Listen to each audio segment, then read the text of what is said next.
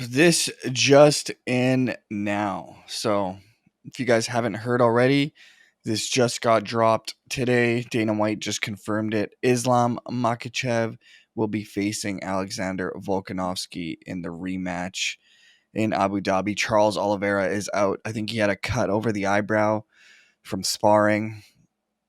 This is another idiotic moment. You're sparring without headgear, and a lot of fighters you'll see they don't like to spar with headgear because they like to act tough. Oh, I don't need to wear headgear. I don't get hit. Blah blah blah. Or I don't get KO'd. Whatever their excuse is. It's not about that. It's about not getting cut. Right? For example, that's why you wear headgear. You don't want to get cut. You're fighting in 10 days, not because you're not tough or anything, right? But stupidity, right? And you hear Dana White said it himself. He's like, these guys tried to stitch it themselves. Instead, they could have called us. We would have got the best plastic surgeons. We would have fixed it up. He would have been good to go.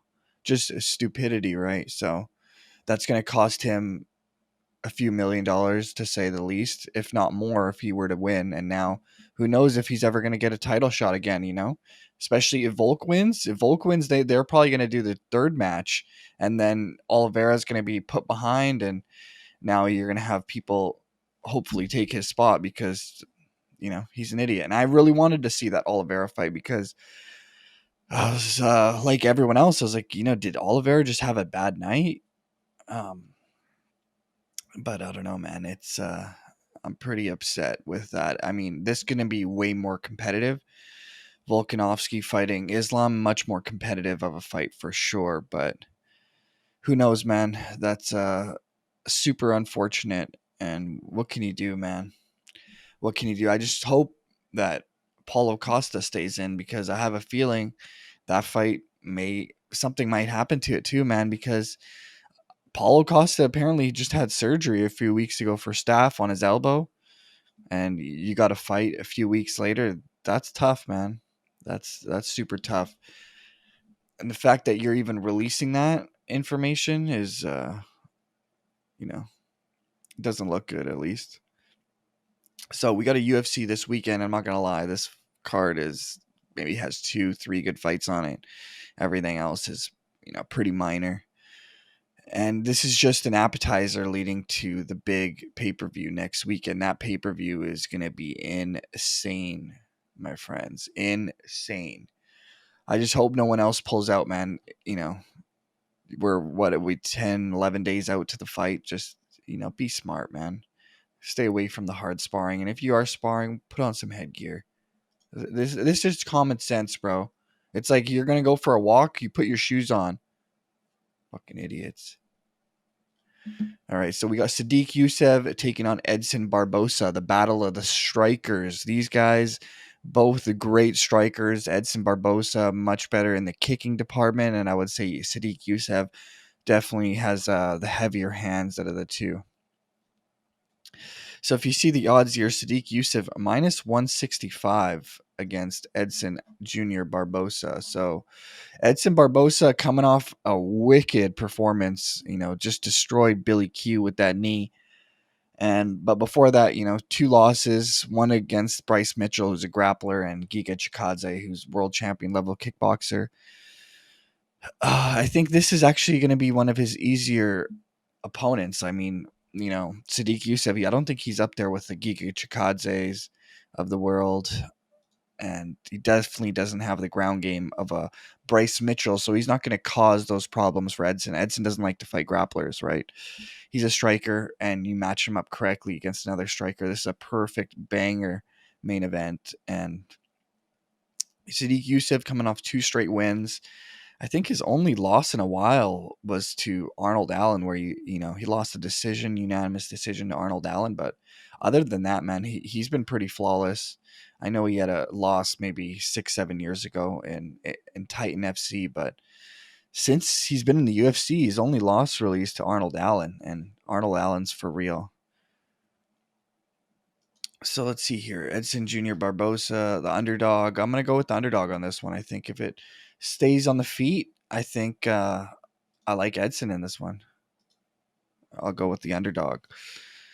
All right, we got Jonathan Martinez taking on Adrian Yanez. So Adrian Yanez, he's a really good technical boxer. Insane, fast hands, hits hard, you know, good takedown defense. Problem is his chin. If you've seen his last fight, he got KO'd pretty bad against, Rob Font. And Rob Font was on a losing streak. Like, he wasn't looking good himself. And yeah, Adrian Yanez, you might say, oh, he's knocked out, Randy Costa and Davy Grant and Tony Kelly. Yeah, sure. But, those guys are, what have they all got under 10 professional fights? Yeah, he's looked good. But I think when you're going to go against a Jonathan Martinez, that's a huge step up in competition. If you guys don't know Jonathan Martinez, he's on a roll right now, right? He's on a big roll.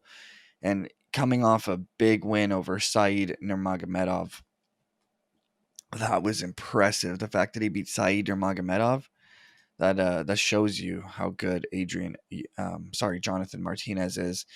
And the fact that odds makers have this even, that's exactly what it should be. This fight could go either way. I'm sort of leaning towards Jonathan Martinez because I just don't know how Adrian Yanez is going to come back from getting viciously KO'd. But this is a great matchup. Look at the age, same age, height's basically the same, reach is identical. Southpaw versus orthodox. Both guys like to stand and bang. This is going to be a good matchup. I'll go with Jonathan Martinez, but I could go either way. This one's interesting. Andre Petroski taking on Michel Pereira. So Michel Pereira, if you don't know, he was scheduled to fight the Wonder Boy, Stephen Wonderboy Thompson, and this was at welterweight. Unfortunately, he missed the weight, and then you guys know the whole debacle with Stephen Thompson wanting to get paid, but not wanting to fight a replacement and whatever. Michel Pereira is going to have his first fight at middleweight. The UFC was like, we've had enough. You got to either fight at middleweight or you're done because you can't make welterweight. This is like the third time you've had issues making welterweight. And now they're moving him up to middleweight. And I think this is going to be a much better fit for him. I mean, he's not going to be the biggest middleweight, but, still he's bigger than Andre Petroski, 6'1", both around the same walk around weight. I think middleweight's going to suit him really well. That is until you start fighting the top level guys, and like Izzy Adesanya. I think Izzy's like 6'4", so that might give Michelle a little issues with the height and the reach. But you got to work your way up to those guys. Andre Petroski had his last match against Gerald Meerschaert and just was not impressive to me at all. So that's why I'm going with Michel Pereira. I think Michel Pereira has been pretty impressive at welterweight. Just coming off a win over Santiago Ponzinibbio. He's got wins over Chaos Williams and Nico Price, Andre Fiallo, which not too impressive, but Andre Petroski, he's for real. He's got a great record, 10 wins, 1 loss. That is super impressive, but his last fight did not impress me at all, and I think I'll go with Michel Pereira on that one. Edgar Chairez taking on Daniel Lacerda. So your boy Edgar actually is coming off a loss to Tatsuro Taira. If you guys watched that when we made the pick, so we obviously bet Tatsuro. We're running with that boy Tatsuro, and then these guys. If you guys these guys actually fought before. This is the rematch. The first one was a no contest. It was a premature stoppage. So now they're rematching it, and I'll go with Edgar Chairez on that one, minus 300 as well. He should be. Christian Rodriguez taking on Cameron Simon. So if you guys know C-Rod, he's the boy who took out Raul Rosas Jr. and the UFC is pretty mad that he did that because they were expecting Raul Rosas to completely crush Christian Rodriguez. That did not happen. He dominated Raul Rosas Jr. And now he's taking on the undefeated boy from Pretoria, South Africa. Drickus is homie. And he is undefeated, coming off some big wins. Terrence Mitchell just destroyed Terrence Mitchell in the first round. And the fact that he's undefeated 9-0 and he's an underdog going into this one, tells you how good Christian Rodriguez is. But I don't know. I sort of like Cameron Simon in this one. I'm gonna go with the underdog on this one. I think I'm gonna go with the 22-year-old. I know he's young, less experienced.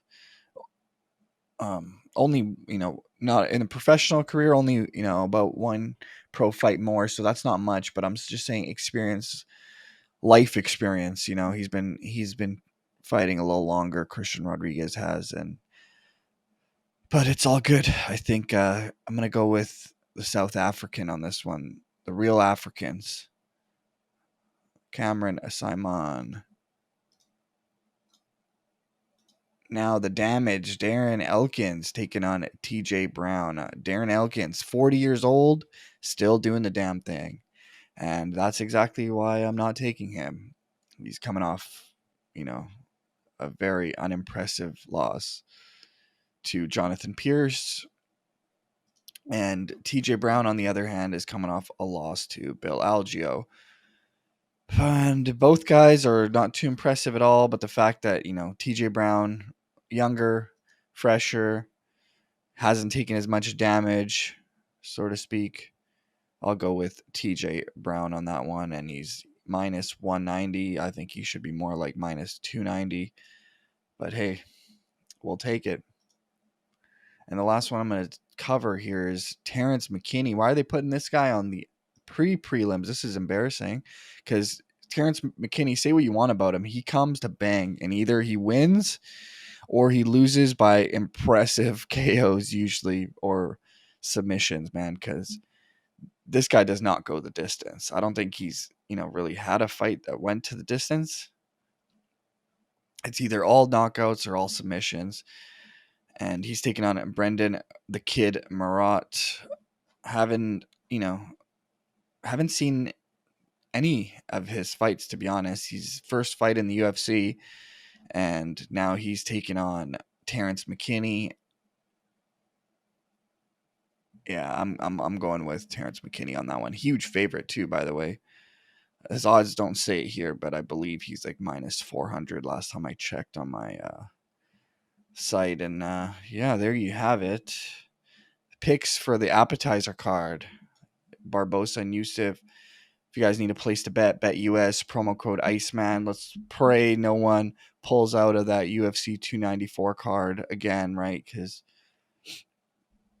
Oliveira's out. Last thing we need is another Brazilian like Paulo Costa coming out. That would, ruin everything. And I'm telling you right now, not a lot of people are going to step up like Volk did and fight Khamzat. Because number one, Khamzat is not a champion. If he had the belt, then yeah, I guarantee you some people would come out of the woodwork on 2 weeks' notice and be like, yeah, I'll fight. But you're fighting Khamzat for no title, and he's been training like a maniac. Dude, if Paulo pulls out, man, they're screwed. And then Khamzat's going to be on the sideline for even longer. I just have a feeling, something might bad happen. I just, you got to pray that it doesn't, because that's something we need to see.